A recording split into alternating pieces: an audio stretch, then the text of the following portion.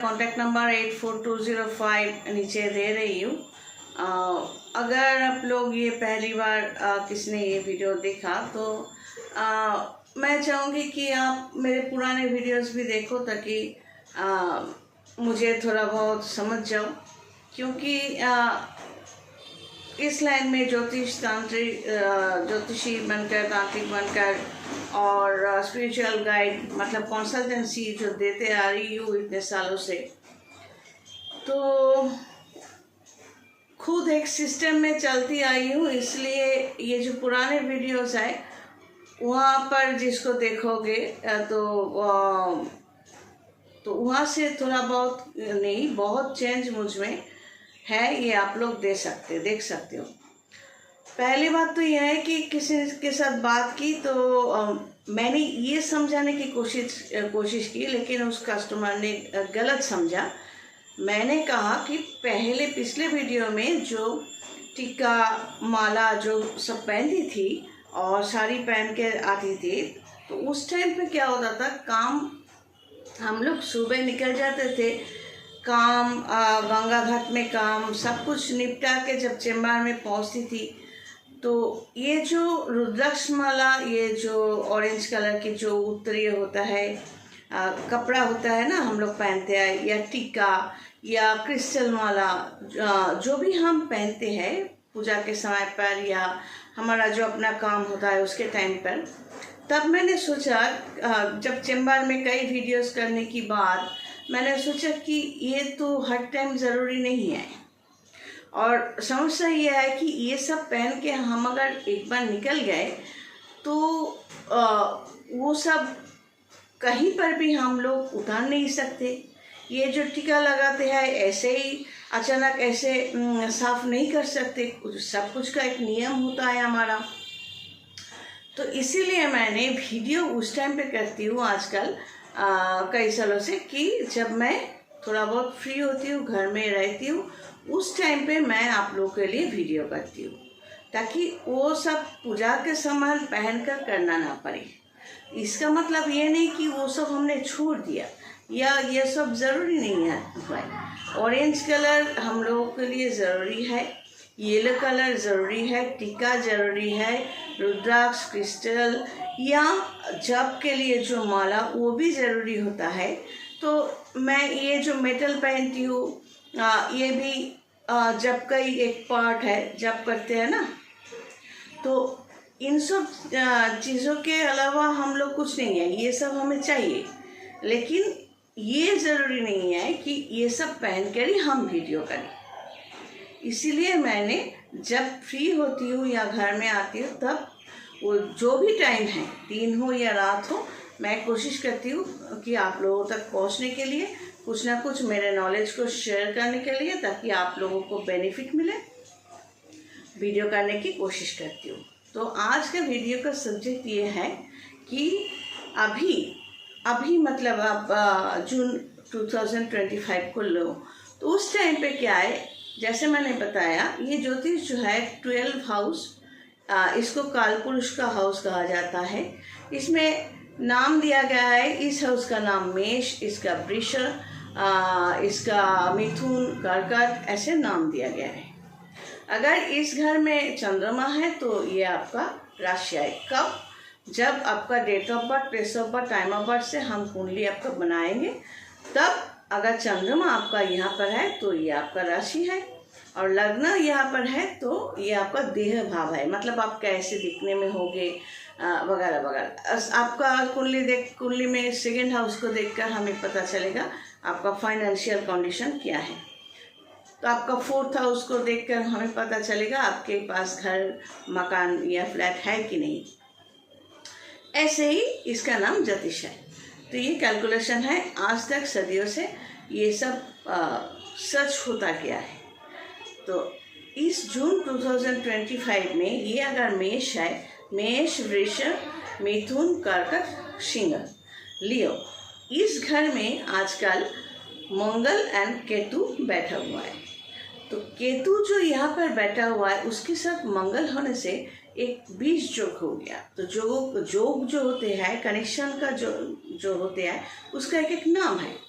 तो नाम को छोड़ो, अगर इसका जो अंगार जो बोलते हैं तो बताओ तो आप कंफ्यूज हो जाओगे। तो ये छोड़ो, अब मैं ये समझा रही हूँ मंगल और केतु साथ में होने से, शनि और केतु साथ में होने से हमेशा एक बीज योग होता है। तो उस बीज योग जिस घर में होता है उसको वहीं पर तकलीफ होती है। सोचो ये जो सिंह राशि है, तो अगर आपका मकर है तो एकदम 180 डिग्री में कर्कट, और आपके एंटी क्लॉकवाइज आपके 8th हाउस में मंगल और केतु। तो इस टाइम पे आपका कनेक्शंस बहुत ही खराब है। मैंने पहले भी कहा था कि 6th हाउस, 8th हाउस और 12th हाउस में कुछ होना वो खराब रिजल्ट देता है। और अगर आप किसी ज्योतिषी से पहले जान चुके हो ये जो कनेक्शन मैंने बताया, अगर उसने आपको प्रोटेक्शन के लिए कुछ दिया है तांत्रिक होकर, अगर तांत्रिक आपके हाथ में है जिससे आप टच में रहते हो, उसने कुछ प्रोटेक्शन दिया है, तो इसके बल पर क्या होता है, कुछ प्रॉब्लम और आप खुद ब खुद ओवरकम कर सकते हो। प्रॉब्लम जो है पूरा डिलीट नहीं हो जाता, लेकिन डाइल्यूट होता है। तो ये जो कनेक्शन है मंगल केतु का सिंह राशि में, ये मतलब एक बहुत ही खतरनाक कनेक्शन है। जिसके लिए ये कनेक्शन क्लिक होगा तो उसको हो सकता है कि बहुत ही खराब पोजीशन होगा या दुनिया छोड़ना पड़े। मतलब बहुत ही खराब कनेक्शन होता है ये 8th हाउस का connection, 6th house, 8th house और 12th हाउस का कनेक्शन। ये मैं नहीं बता रही हूँ, ज्योतिष बताते हैं, ज्योतिषविद्या बताते हैं। तो इस तरह के कनेक्शंस, खराब कनेक्शंस हमारी ज़िंदगी में कई होते हैं, आते रहते हैं। तो हम लोग अगर पहले से ज्योतिषी से जाने, तांत्रिक से थोड़ा प्रोटेक्शन ले, बातचीत करें, कंसल्ट करें, तो क्या होगा, हम लोग अपने आप को थोड़ा बहुत बचा सकते हैं। तो ज्योतिषी तांत्रिक से पहले ही ज्योतिष को लेकर बात करने की ज़रूरत नहीं है, कंसल्टेंसी चाहिए। इसको लेकर मैंने एक वीडियो भी छोड़ा है कि कंसल्टेंसी पहले करनी चाहिए। अब केतु का क्या कैरेक्टर है? केतु का कैरेक्टर है कि वो जिस घर में रहता है तो उसको काटता है। मतलब आपका अगर 2nd हाउस में केतु बैठा हुआ है, पहली बात तो ये आपका 2nd हाउस है, मतलब मॉनेटरी सिस्टम, उसको वो काटेगा। 3rd हाउस में बैठा हुआ है, अगर मेष पकड़ते हैं आपको, तो 3rd हाउस में बैठा हुआ है, तो 3rd हाउस मतलब बेसिक पॉइंट है एनवायरनमेंट, एनवायरनमेंट को काटेगा। मतलब जो अच्छा ही है उसको वो करता रहेगा। तो उसके साथ अगर कोई खराब कनेक्शन हो जाए, जैसे कि मंगल का या शनि का, तो क्या होगा, वो और भी खतरनाक हो सकता है।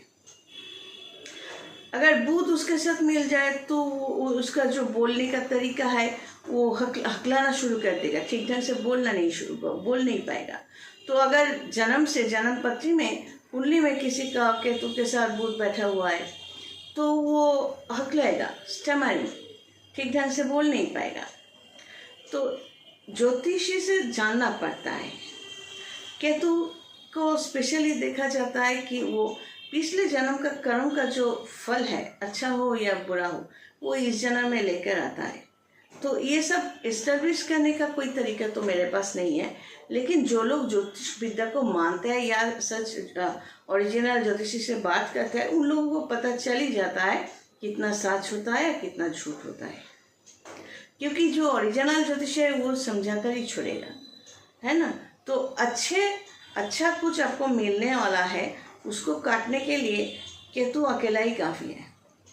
और उसके कोई सपोर्टर मिल जाए, जैसे कि अभी यहाँ पर मंगल बैठा हुआ है, तो उसके लिए प्रॉब्लम तो होगी।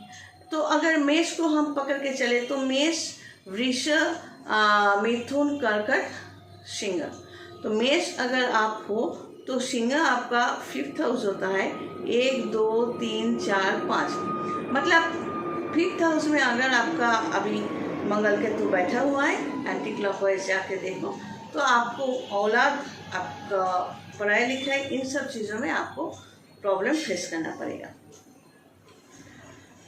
तो अगर वृषभ को पकड़ते हो तो वृषभ को पकड़ के 1 2 3 4 4th हाउस में, वृषभ लग्न हो या राशि हो, उसके 4th हाउस मतलब मकान और उसका उसके माँ को फोर्थ हाउस से भी देखा जाता है। इस तरह कई कंडीशंस है, तो बेसिक पॉइंट बता रही हूँ। तो उसको माँ को लेकर तकलीफ होगी और वास्तु मतलब घर मकान ये सब को लेकर तकलीफ होगी। अगर मिथुन है 1 2 3, उसके एनवायरनमेंट में प्रॉब्लम होगी। उसको एनवायरनमेंट में मतलब चारों तरफ कुछ लोग होंगे जो उनके लिए प्रॉब्लम क्रिएट करेंगे। तो अगर सिंह खुद है, अगर आप सिंह हो, लियो हो, तो आपके सिंह में अगर जैसे कि मंगल केतु बैठा हुआ है, तो आपका देह भाव जो है मतलब अपना बॉडी को तकलीफ पहुंचेगी, छोटा सा नहीं बड़ा सा तकलीफ पहुंचने वाली है।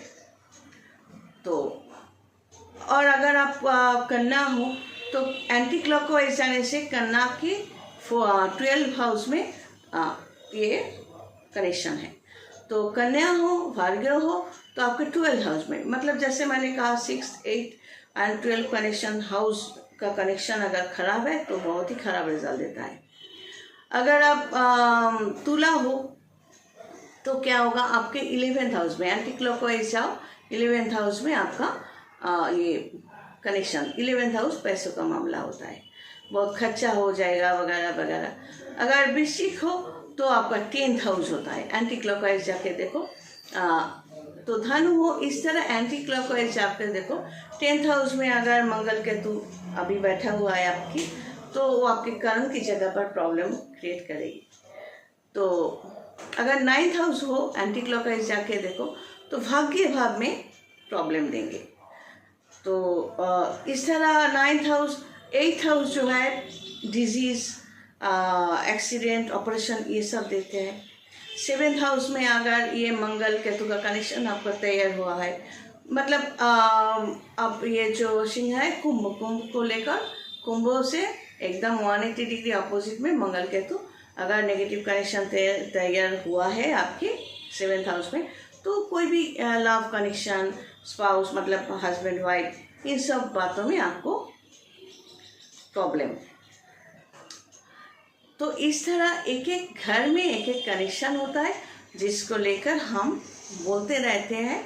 ज्योतिषी से आप फ्री में सलाह लोगे तो ज्योतिषी कितना बोलेगा फ्री में, आपको थोड़ा बहुत बोल के छोड़ देगा। प्रोफेशनली आगे बढ़ो, आप किसी से थोड़ा बहुत फ्री में सुनने की कोशिश कर सकते हो, डिमांड कर सकते हो, लेकिन अगर वो प्रोफेशनल इंसान है तो प्रोफेशनली आपको आगे बढ़ना चाहिए।